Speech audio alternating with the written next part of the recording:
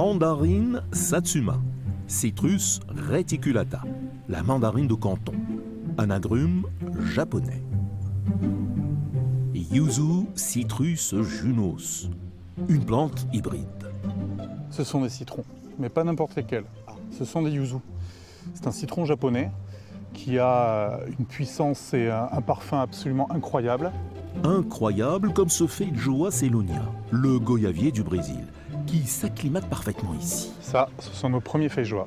C'est une variété toute nouvelle que j'ai plantée pour essayer. Et effectivement, c'est un vrai succès. Un verger de 3000 m², c'est la forêt urbaine de Yann Fiquet. Électricien de profession, agronome par passion, il a réussi à convaincre Clément, un cuisinier passionné de fruits exotiques. Le parfum, c'est une tuerie. Hein. C'est une tuerie quand même. Hein. Oui, et puis même sur le, là, on a sur, même voilà. le mandarine, hein, sur le reste, sur le zeste, il y a... Bon, encore une ou deux semaines et on est pas mal. Que cherche un cuisinier quand il rencontre des fruits comme ça? Le goût déjà, avant tout, forcément. Et celui-ci?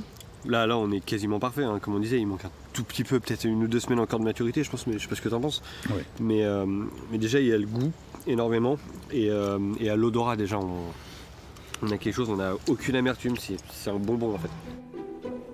Et ça donne de belles idées. Mousse de citron sur un léger biscuit au parfum yuzu.